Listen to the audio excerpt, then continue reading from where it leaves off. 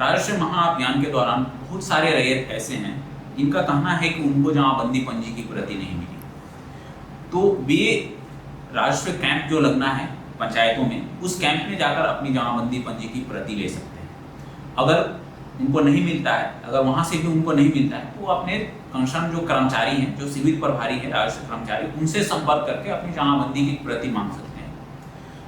अगर उनकी जमाबंदी ऑनलाइन नहीं हुई तो राजस्व कर्मचारी उनको बता देंगे कि आपकी जमाबंदी ऑनलाइन पोर्टल पर अवेलेबल नहीं है। वैसे रैयतों को कैंप से ही एक ऑनलाइन किए जाने हेतु, जो छूटा हुआ जमाबंदी है उसको ऑनलाइन किए जाने हेतु एक प्रपत्र लेना है। उस प्रपत्र में अपना विवरण भरना है और उस अपने साक्ष्य के साथ, जमाबंदी के होने के संबंधित साक्ष्य के साथ उनको उस कैंप में आवेदन जमा करना है।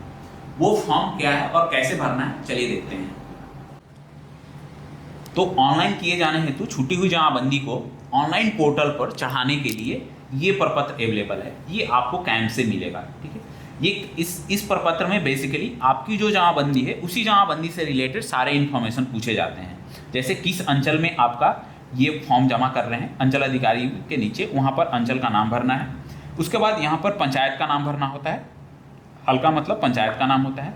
उसके बाद मौजा का नाम भरना होता है। उसके बाद थाना संख्या भरना होता है। जैसे यहाँ मौजा नंबर है, मौजा का नाम भरेंगे ब्रैकेट में या डैश देके थाना नंबर भरेंगे। आपके पूर्व में अगर जमाबंदी चल रही है तो जमाबंदी का संख्या क्या है वो भरेंगे। अगर आपको वॉल्यूम नंबर और पेज नंबर पता है तो वॉल्यूम नंबर पेज नंबर भरेंगे, अदरवाइज छोड़ देंगे।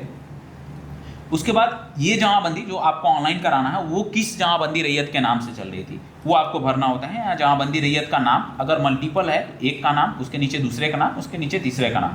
ठीक है, उसके बाद आपको पता भरना होता है, मोबाइल नंबर और आधार नंबर का 4 डिजिट या आधार नंबर आप भर सकते हैं। उसके बाद यहाँ खाता नंबर भरना है, खेसरा नंबर, रकबा, एकड़ और डेसिमल में भरना है। ठीक है, ये खाता खेसरा आपके अपने डीड में से मिल सकता है या खतियान से, या आपके पास जो अगर मूल जमाबंदी की अगर अभी प्रमाणित प्रति लिए हैं उससे मिल सकता है, या फिर आपको म्यूटेशन का जब आप अभिलेख लिए होते हैं या करेक्शन स्लिप उसमें आपको दर्ज होता है, वहाँ से खाता खेसरा और रकबा भरना होता है। रकबा एकड़ और डेसिमल में भरना होता है। उसके बाद यहाँ पर चौहदी भरना होता है। अगर आपका यूनिट अगर कट्ठा, धूर की कुछ भी है, लेकिन आपको इस फॉर्म में जो यूनिट भरना है वो एकड़ और डेसिमल में कन्वर्ट करके भरना है। उसके बाद चौहदी भरना होता है, आपको बाउंड्री उत्तर, दक्षिण, पूरा, पश्चिम में क्या है। उसके बाद ये पर्टिकुलर जो प्लॉट है आपको कैसे मिला, ये खतियानी आपकी है या आपको खरीदगी है। अगर खतियानी है तो खतियानी में भर देंगे, या फिर खरीदगी या बंदोबस्त की ज़मीन आपको मिली हुई है तो यहाँ पर खरीदगी और बंदोबस्ती में आपको दर्ज लिखना है। ठीक है, उसी तरह से सारे प्लॉट्स आपको भरने हैं। अगर मान लीजिए कि इसमें 8 या 10 रो दिए हुए हैं, इससे ज़्यादा है तो आपको एक ब्लैंक पेज लेना है, उसमें आपको लिखना है, यहाँ पर लिखना है कि संलग्न पत्र देखें, और उसके बाद वो उसमें सेम फॉर्मेट बनाना है, अपना इन्फॉर्मेशन उसमें दर्ज करना है और इसके साथ अटैच करना है।